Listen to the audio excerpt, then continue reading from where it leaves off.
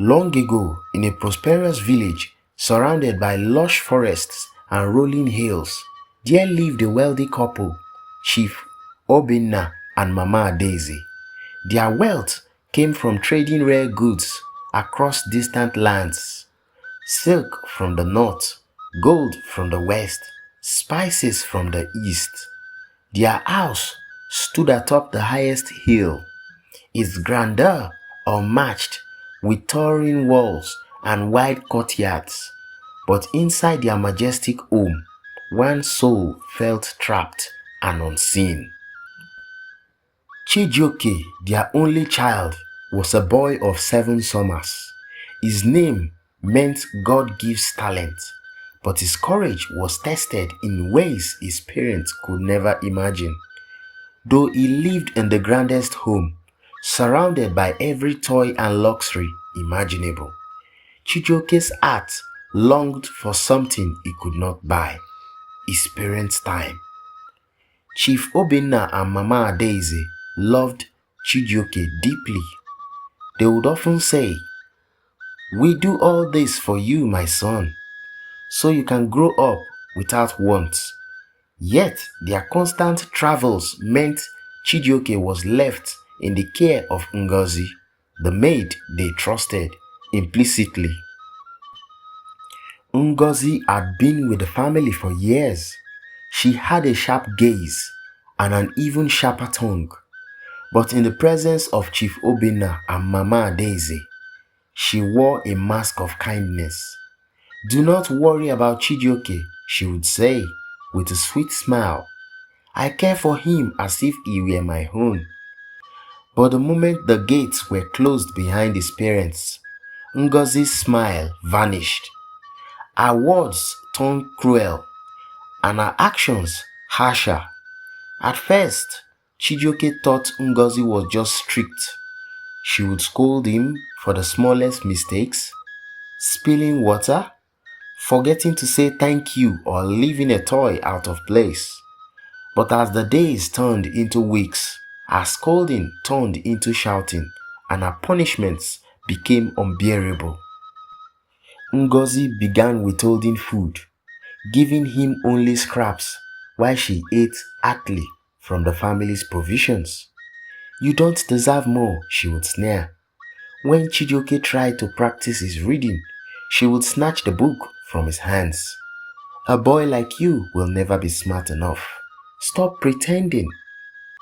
When Chijioke accidentally broke a clay pot one day, Ngozi's rage reached a new height. She grabbed him by the arm and dragged him outside.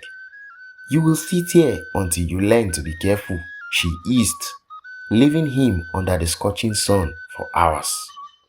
At night, when the house was quiet, Chijioke would cry into his pillow. He tried to tell himself it would get better, that his parents will soon return and make everything right. Each time Chief Obinna and Mama Daisy came home, Chijioke would muster the courage to speak. "Mama," he said one evening, tugging at her dress as she prepared for another journey, "Ngozi is not kind to me. She shouts and—" Mama Daisy interrupted, her hands busy packing.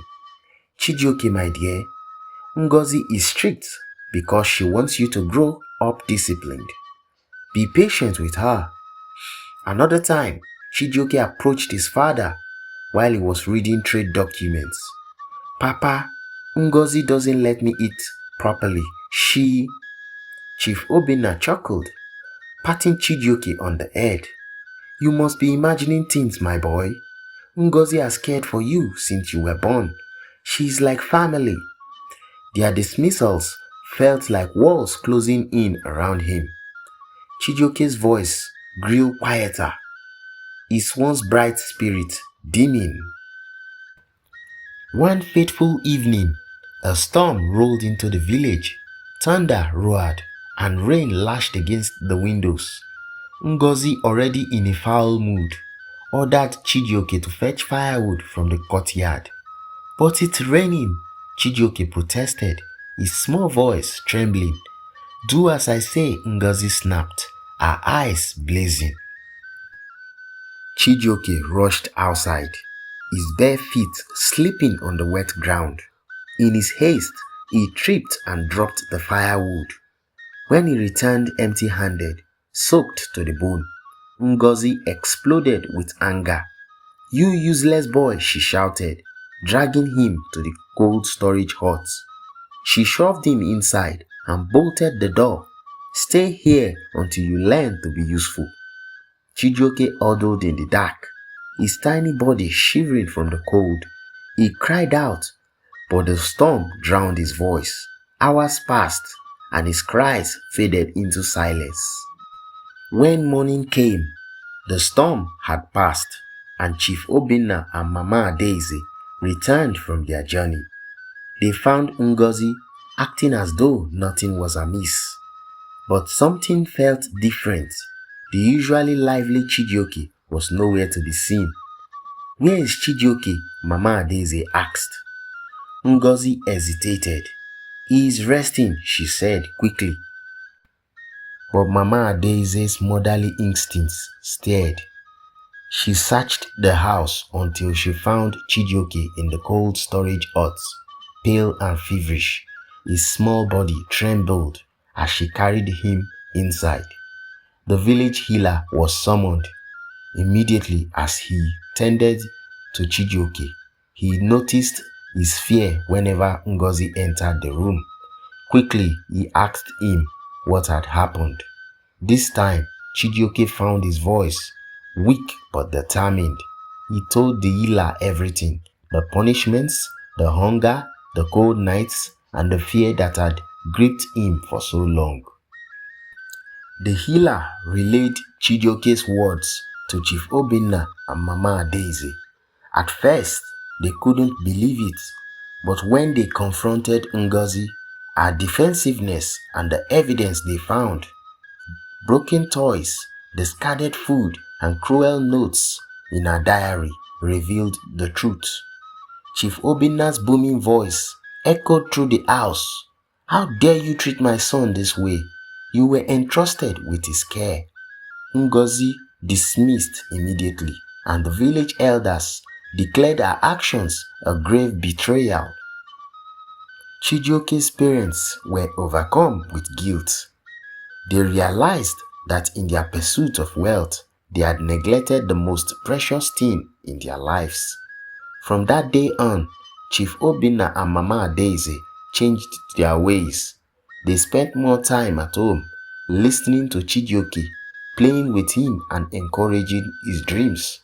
They taught him to read and write, and he grew into a confident and compassionate young man.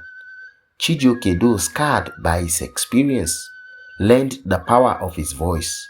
He became an advocate for other children in the village, ensuring no child's cries went unheard. The story of Chijioke spread far and wide, becoming a cautionary tale for parents and caregivers.